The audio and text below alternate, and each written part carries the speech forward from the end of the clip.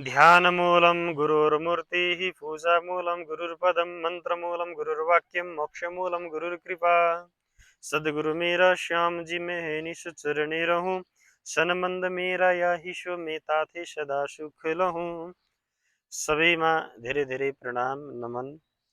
गुरु पूर्णिमाको पावन अवसरमा हामी उपस्थित भएका छौं र गुरु के हो भन्ने विषयमा हामीले बुझ्न जरुरी छ। एकपल्ट एउटा राजाले आफ्ना सम्पूर्ण रानीहरू 12 जना रानीहरू रहेछन्, जंगल घुम्न जाने भनेछन्। ठिकै छ जाओ, तर कोही पनि नछुटिनु है भनेर भन्दाखेरि हुन्छ भन्दै जंगल घुम्नको लागि भनेर अगाडि बढेछन्। बीचमा एउटा नदी परेछ अनि नदीबाट पार भइसके पछाडि एकपल्ट गनौं त भाइ कोही छुडियो कि भनेर गन्ने क्रममा एकजनाले गनेछ, 1 2 3 4 हुँदै 11 पुर्याएछ, अर्कोले गन्छ 11 पुर्याउँछ। अनि एकजना सबैजना रोइरहेको देखेर एकजना गुरु आउँदै हुनुहुँदो रहेछ। अनि गुरुले एकचोटि गन त किन रोइरहेको भन्दा एकजना कम भएन गन त भनेर भन्दाखेरि अनि 1 2 3 4 गर्दै 11 भनेर जसले भनेको थियो अनि गुरुले त्यही हात लगेर तिमी 1 12 भनेर भन्नुभएछ। त्यसरी नै हामी पनि त्यो दिव्य ब्राह्मी आनन्दबाट जगतलाई पनि परमात्मा रूपी राजाले जगतलाई पनि एउटा जंगल भनेको छ। यो जंगलमा आउने क्रममा बीचमा नदी भनेको माया मोह इत्यादिको नदी परिरहेको छ र त्यसमा आफूले आफूलाई नै बिर्सिरहेको परिवेशमा अनि गुरुले हामीलाई आएर जागृत गर्नुहुन्छ।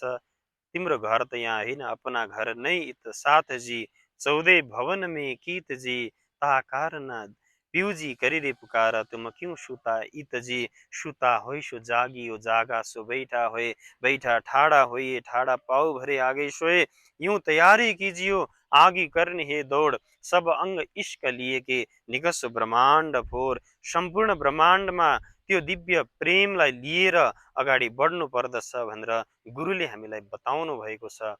त्यही भएर वेदले पनि भनिदिएको छ, आचार्य उपनयमान गर्व ब्रह्मचारीणाम कृणुते गर्ववन्त भनेर भनेको छ। आचार्यको शरणमा जानु पर्दछ।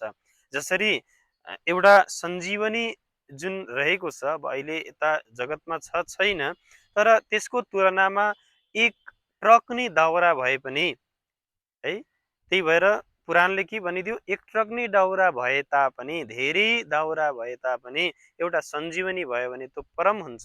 त्यसरी नै मुक्तिदा गुरुवाक एका विद्या सर्वा विडम्बिका, काष्ठभार सहस्रेषु एकम सञ्जीवनम परम भनेर भनिदिएको छ। एउटा सञ्जीवनी नै परम भएको हुन्छ। अनि भागवतमा पनि आउँदछ, जसको स्मरण मात्रले नै सम्पूर्ण पाप ताप सन्ताप निवृत्त हुन्छ भने त्यसको चरणको स्पर्श गर्नाले कति आनन्द हुन्छ होला भनेर स्वयं भागवतमा पनि भनिदिएको छ।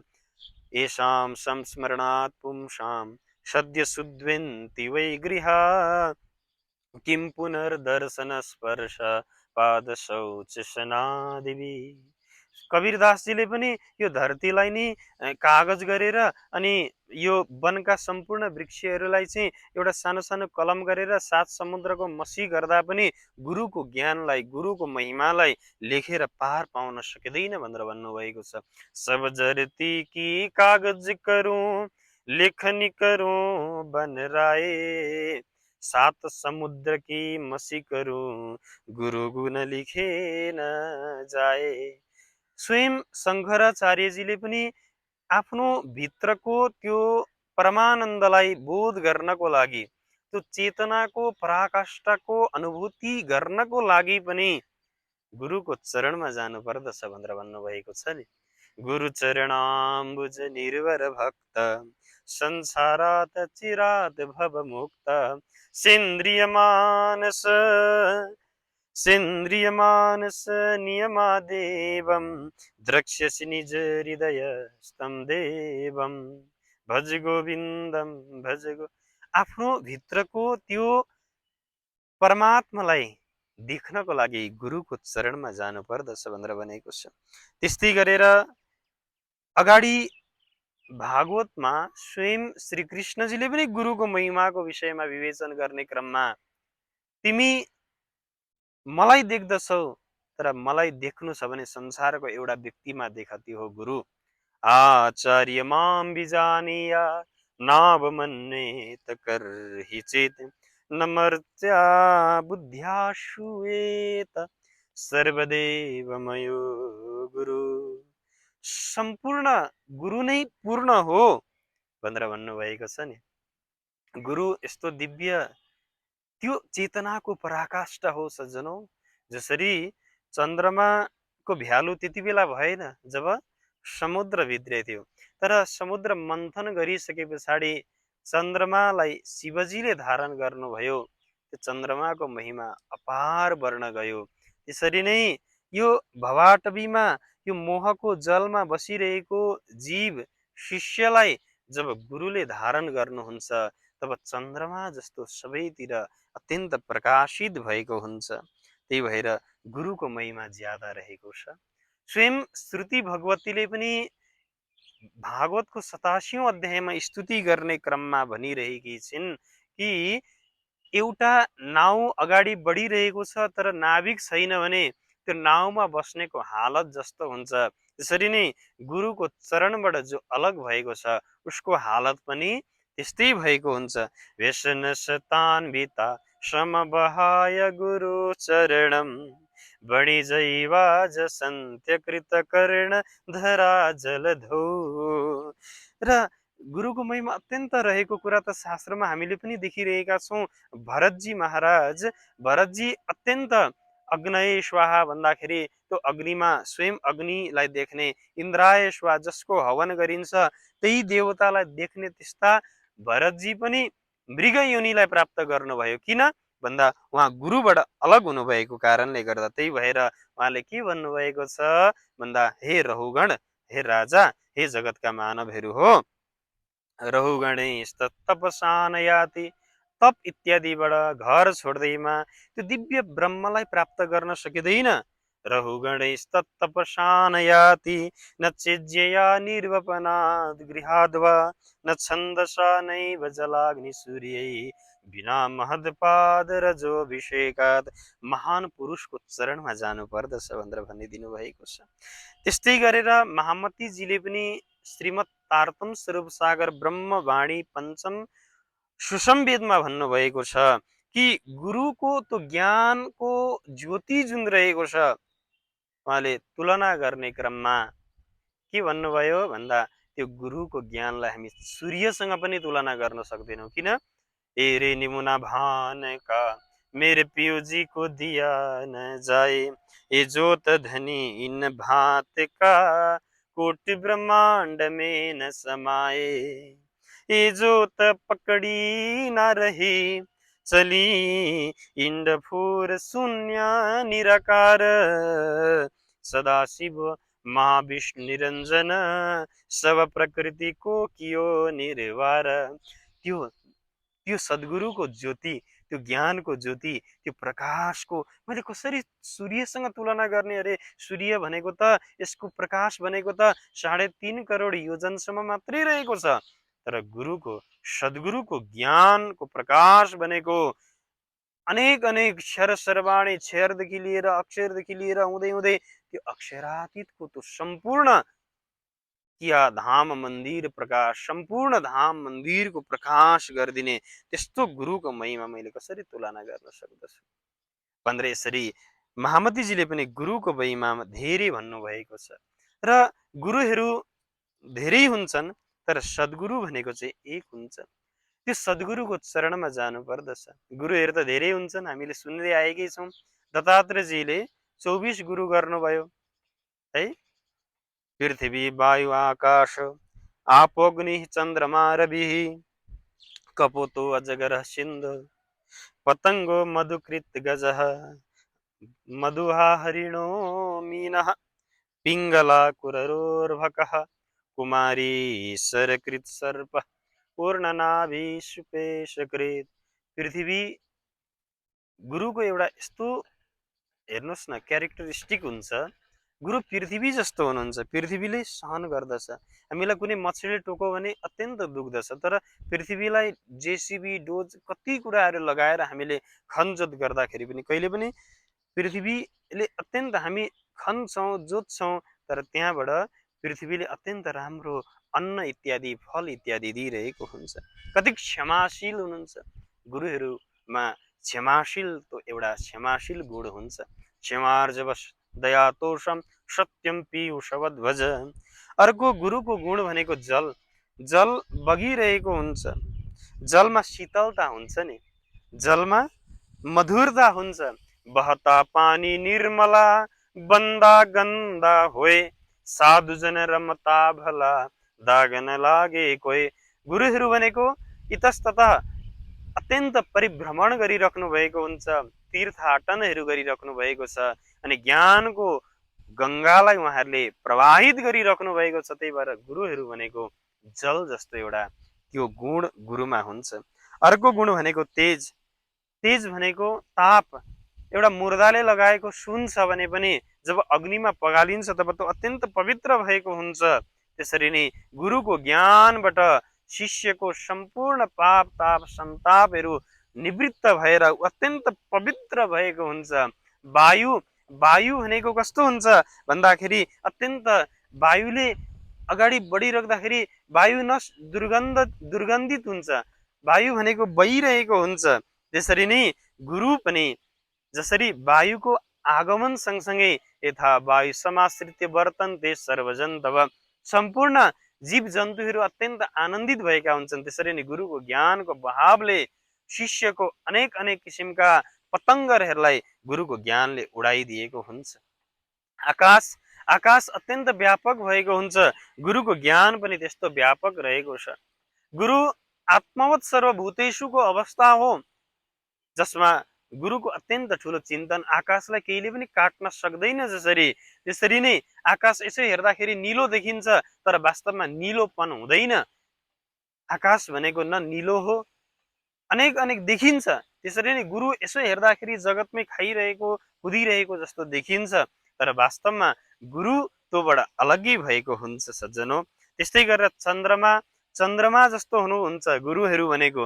चन्द्रमा कस्तो हुन्छ भन्दाखेरि यसो हेर्दाखेरि चन्द्रमाको कला मात्रै, यानि आज अष्टमी आधा पूर्णिमा जुन जुन देखिन्छ यो चन्द्रमा कलाको मात्रै यसको फरकता हो, तर चन्द्रमा भनेको अत्यन्त उसको चाँदनीमा कमी हुँदैन। त्यसरी नै गुरुको ज्ञानमा भनेको चन्द्रमा जस्तो शीतलता छाउँदछ सज्जनो। सूर्य, सूर्यले सबैलाई, अर्को गुरु भनेको सूर्य, सूर्यले प्रकाश दिइरहेको हुन्छ। आज विश्व ब्रह्माण्डमा यति धेरै प्रकाश दिइरहेको छ, तर एक दिन पनि हामीलाई बिल पठाएको छैन। त्यसरी नै हामी गुरु त्यस्तो हुन्छ जसको ज्ञान अत्यन्त अनपेक्ष हुन्छ, कुनै पनि अपेक्षा नराखिकन केवल परजन हिताय उसले आफ्नो ज्ञानलाई प्रवाहित गरिरहेको हुन्छ।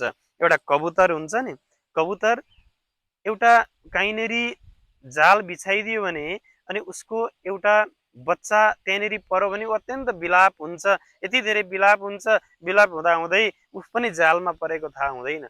गुरु जो हुनुहुन्छ उहाँहरू यो कबुतरबाट भिन्न किसिमको, उहाँमा कुनै पनि किसिमको जाल इत्यादि हुँदैन, योबाट अलग भएको हुनुहुन्छ। गुरुहरू अजगर जस्तो हुनुहुन्छ। दत्तात्रेयजीको 24 गुरु मध्येको 9वां गुरु जो छ अजगर, अजगरले के गर्दछ भन्दा जे मिल्दछ त्यसमै प्रसन्न हुन्छ। सन्तुष्ट सततम योगी यतात्मा दृढ निश्चय, अत्यन्त सन्तुष्ट हुने। असन्तुष्टि जो छ त्यो गुरु होइन, त्यो लघु हो। अजगर करे न चाकरी पंछी न करे न काम, दास मलोका कह गए सबके दाता राम। गुरु भनेको अर्को गुण हुन्छ सागर जस्तो। सागर कस्तो छ भन्दाखेरि बर्खामा ग्रीष्ममा पानीहरू, बर्खामा धेरै ठुलो नदी आउँछ, फेरि ग्रीष्ममा नदी सानो भएर आउँछ, तर सागरमा कुनै पनि प्रभाव हुँदैन। गुरु भनेको त्यस्तो स्थित प्रज्ञ हुनुहुन्छ। अर्को गुण भनेको पतङ्ग। पतङ्ग कस्तो हुन्छ भन्दाखेरि अग्निमा अत्यन्त मोहित भएर निर्लिप्त भएको हुन्छ, तर गुरु जो हुनुहुन्छ पतङ्गको त्यो गुणबाट अलग भएको हुनुहुन्छ। पतङ्ग कहे पतङ्ग को कया रया तू सोए, मैं देखा है दीपक चल देखाऊ तोए। पतङ्ग एउटा दीपकमा जसरी आसक्त हुन्छ, गुरु भनेको पनि ब्रह्मासक्त हुन्छ। मैयासक्त मनः पार्थ, त्यो गुण जुन रहेको छ त्यो गुण गुरुमा हुन्छ। ये तो ओ दीपक नहीं या तो पतंग नहीं, पतंग कहिए तिनको जो दीपक देख झम्पाए। त्यही भएर त गुरुलाई साक्षात परब्रह्मको संज्ञा दिएको छ नि, गुरु साक्षात परब्रह्म। गुरु भनेको त्यो भ्रमर जस्तो, भ्रमरले के गर्दछ भन्दा शास्त्रको सारसार कुरालाई मात्रै ग्रहण गरेको हुन्छ जसरी, त्यसरी नै गुरुले पनि सार कुरालाई ग्रहण गरिरहेको हुन्छ।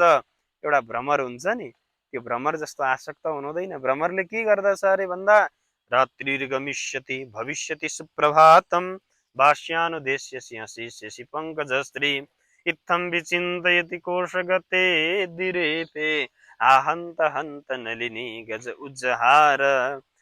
अब एउटा कमलको फूलभित्र बसेर रस स्वादन गरिरहेको हुन्छ, अनि त्यो कमल एकाएक अब रात्रिको समयमा त मुर्झाउँदछ, अनि उसले विचार गर्छ अरे भित्र बसेर, ओहो भोलि फेरि भाष्यानुदेश्य, भाष्य भनेको सूर्य, सूर्यको उदय सँगसँगै कमल पनि खिल्दछ, त्यस पछाडि त म गइहाल्छु, निक्लिहाल्छु भन्छ अरे। विचार गर्दा गर्दै गर्दा गर्दै एउटा हात्ती आउँदछ र कमलको डाँटलाई झ्याप्पै लिन्छ, अनि त्यहीँनेरि करम कुरुम त्यसको पनि जीवन त्यत्तिकै समाप्त भएको हुन्छ।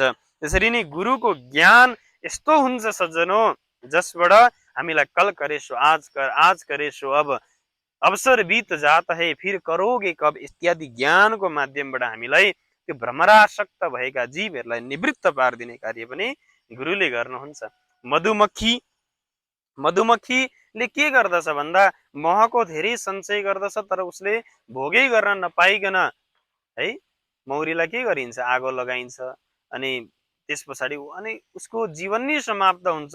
न उसले मह नै खान पायो, न उसले आनन्दसँग बाँच्न नै पायो। त्यसरी नै जगतमा पनि सङ्ग्रहमै जीवन बिताइरहेका व्यक्तिहरूलाई त्याग गर है, इच्छा मात्र अविद्येयम तन्नाशो मुक्ष्यते। इच्छा नै अविद्या हो र त्यसलाई त्याग गर्ने कार्य, त्याग शान्ति निरन्तरमको पाठ पढाउने कार्य पनि गुरुले गर्नुहुन्छ र गुरु भ्रमर हो। अनि मधुमक्खी हो, अनि मछली अर्को गुरु मान्नु भएको छ दत्तात्रेयजीले। मछलीले के गर्दछ भन्दा एउटा सामान्य बल्छीमा रहेको टुक्रोको भरमा आफ्नो जीवन बर्बाद गरिरहेको हुन्छ। र जगतमा पनि जीव अनेक अनेक देह गेहको इत्यादिको सम्बन्धमा, जिब्रा इत्यादिको स्वादमा नै निवृत्त भइरहेका ती शिष्यहरूलाई गुरुले अत्यन्त दिव्य ब्युटिफिकेसन अफ बडीको शिक्षा दिएर आहार शुद्ध सत्व शुद्धको शिक्षा दिने कार्य गर्नुहुन्छ, र मत्स्य रूपी जीवलाई शिवमा परिणत गर्ने कार्य उहाँले गर्नुहुन्छ। के भन्नुहुन्छ, न जयेत रसनम यावत जितम सर्वम जिते रसे इत्यादिको शिक्षा दिएर त्योबाट निवृत्त गर्नुहुन्छ। गुरुले हात्ती एउटा दत्तात्रेयजीले हात्तीलाई पनि गुरु गर्नुभयो। हात्ती कस्तो हुन्छ अरे भन्दा कहीँ काठको हात्ती नै बनाइदिएको हुन्छ हात्तीलाई पकड्नेवालाले, अनि बिचमा खाल्डो हुन्छ, त्यो माथि पतिङ्गरहरू राखेको हुन्छ। त्यो काठको हत्तीनीलाई पकड्नको लागि अगाडि बढ्दाखेरि खाल्डो देख्दैन, एकाएक त्यहीँनेरि जीवन बर्बाद गरेको हुन्छ। त्यसरी नै जगतमा पनि जीव यसरी नै अनेक अनेक किसिमका स्पर्शको वशमा परेर आफ्नो जीवन बर्बाद गरिरहेको समयमा गुरुले योबाट निवृत्त पार्ने कार्य गर्नुहुन्छ र भन्नुहुन्छ, यस्तो ज्ञान दिनुहुन्छ कि हवे पहला मोह जल्ने कौँ बात त्यता दुःख रूपी दुःख छ है, दावानल अत्यन्त दावानल बोलिरहेको छ है भनेर इत्यादिको शिक्षा दिने कार्य गुरुले गर्नुहुन्छ।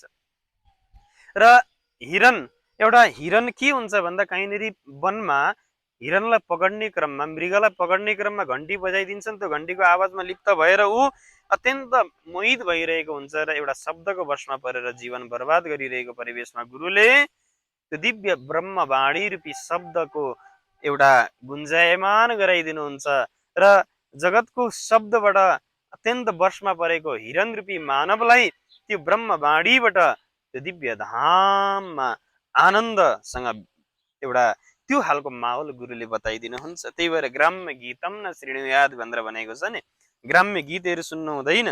हेर्नुहोस्, कुरङ्ग मातङ्ग पतङ्ग भृङ्ग मीना हता पञ्चवीरेव पञ्च एक प्रमादी सकथम न हन्यते यसेवते पञ्चवीरेव पञ्च। एउटा शब्दको, एउटा स्पर्शको, एउटा रूपको, एउटा रसको, एउटा गन्धको वशमा परेर जसरी यी जीवहरूले आफ्नो जीवनलाई बर्बाद गरिरहेका छन्, त्यसरी नै यो मानवले पनि बर्बाद गरिरहेको। मानवले त एउटा मात्रै होइन, 5वटा नै शब्द स्पर्श रूप रस गन्ध इत्यादि सबैको एउटा बसमा ऊ परिरहेको हुन्छ भने उसको जीवन कस्तो भइरहेको होला। र गुरु अर्को एउटा गुरु गर्नुभएको छ पिङ्गला। पिङ्गलाले के गर्दछ भन्दा जब धनवान स्त्री प्रति धनवान पुरुषमा उसको लागि उसले श्रृंगार गरिरहेको हुन्छ। हेर्नुहोस् त, गुरु यस्तो हो। जस्तै पिङ्गलाको अर्थ के हुन्छ? पिङ्गम सुवर्णम लाति गृणाति इति पिङ्गला। यानी सुवर्णको भरमा पिङ्गलाले आफ्नो जीवनलाई अगाडि बढाइरहेको हुन्छ। तर गुरुको ज्ञानबाट हामी पनि त्यो पिङ्गला जस्तो अवस्थामा भएका हामी जीवलाई गुरुले पिङ्गम यानी पिङ्गम सुवर्णम लाति अथवा पिङ्गम ब्रह्मम लाति गृणाति इति पिङ्गला, ब्रह्मलाई हामी भित्र एउटा राख्ने कार्य गर्नुहुन्छ। त्यो गुरुको लक्षण हो सज्जनौ। अर्को एउटा गुण रहेको छ, एउटा कुरर नाम गरेको एउटा पन्छी हुन्छ। त्यसले कुनै पनि मांस लिएर अगाडि बढिरहेको बेलामा सबैले झपेट्दछन् पन्छीहरूले, तर जब मांस छोड्दछ तब उसको जीवन अत्यन्त सुन्दर आनन्दसँग बितेर जान्छ। त्यसरी नै हामीले पनि नजाने कति इच्छा कामनाहरू चाहनाहरू इत्यादि लिएर अगाडि बढिरहेको बेलामा गुरुको ज्ञानबाट यो छुट्दछ र हामी अत्यन्त निवृत्त हुन्छौँ। एउटा बालकलाई पनि गुरु गर्नुभएको छ। बालक कस्तो हुन्छ भन्दा एक्लै रमाइरहेको हुन्छ। त्यसरी नै गुरुको ज्ञानबाट पनि हामी कस्तो खालको हुनुपर्दछ भन्दा एकाकी निष्प्रिय शान्त चिन्ता सूयादिगत अन्वित वञ्चित बाल्य भावेन यो भाति ब्रह्मज्ञानी स उच्यते। त्यसलाई नै ब्रह्मज्ञानी भनिएको रहेछ। अर्को एउटा गुरु गर्नु भएको छ कन्यालाई।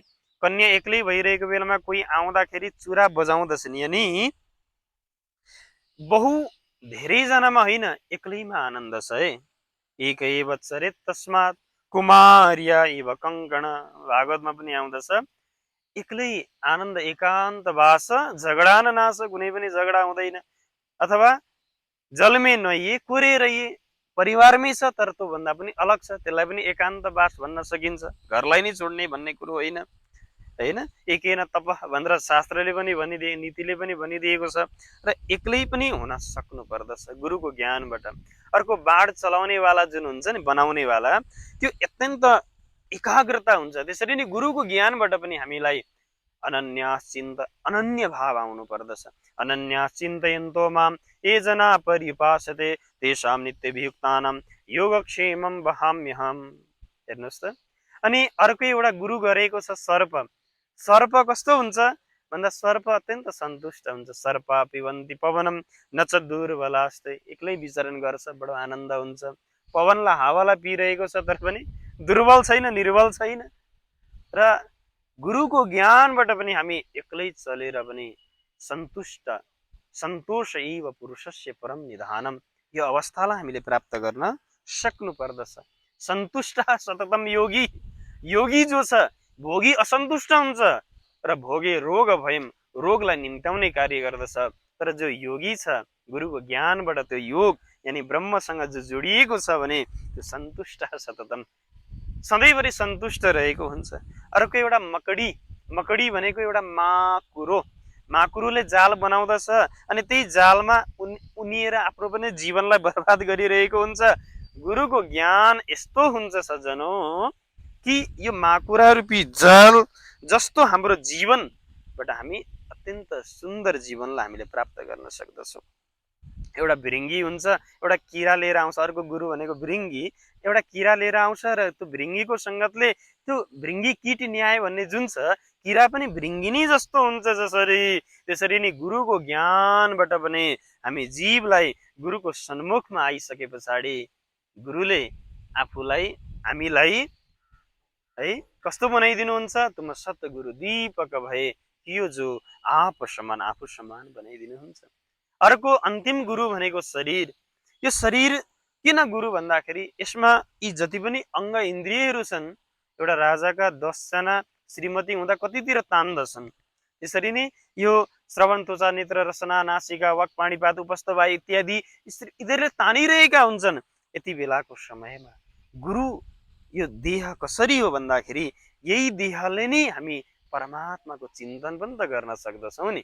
शरीर माध्यम खलु धर्म साधनम, धर्म साधन पनि त गर्न सकिन्छ। र यही शरीरबाट नै हामीले ए मूल मिलाव अपना नजर दीजे त पलक न पीछे फिरिए है पछाडि कहिले पनि फर्किनु हुँदैन याद करो हक मोमिनो खेल में अपना कसम हके कौल किया उतरते अलस्तो बेर बकुम यो कुरालाई हामीले याद गर्ने भनेको यही शरीरबाट नै हो त्यस कारणले एउटा गुरु भनेको यो शरीर पनि रहेको छ र यसरी दत्तात्रेयजीले 24 गुरु गर्नु भएको छ सज्जनों र गुरु भनेको त ज्ञान हो गुरु भनेको चेतनाको पराकाष्ठ हो र हामीमा गुरुत्वको आगमन तब हुन्छ जब हामी गुरुको चरणमा जान्छौँ त्यही भएर सद्गुरुको चरणमा जानु पर्दछ जसरी पानी कहीँनिर खन्नी लाग्दा आफै यथा खन खनित्रेन नरो वारी यदि गच्छति कहीँनिर खन्दै जाँदाखेरि पानी जसरी अगाडि बढिरहेको हुन्छ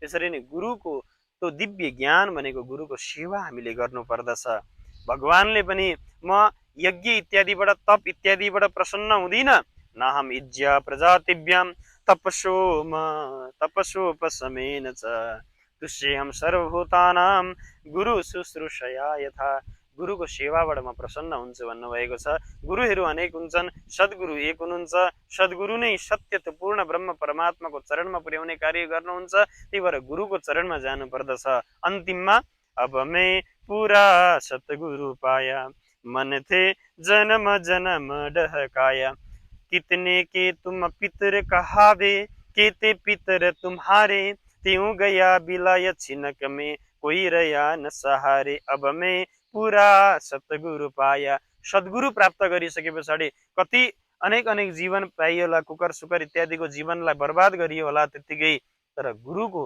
चरणबाट के गर्नुहुन्छ भन्दा यो आवागमनको चक्करबाट मेटाइदिने कार्य गर्नुहुन्छ आवागमन मिटाया सतगुरु पूंजी मन की आशा जीवन मुक्त किया परमेश्वर कहतम लोका दासा अब मैं पूरा सतगुरु पाया र सद्गुरुको चरणमा जानु पर्दछ र आफ्नो जीवनलाई सफल बनाऊ गुरु पूर्णिमाको धेरै शुभकामना मे गुरु ब्लेस यु मच प्रणाम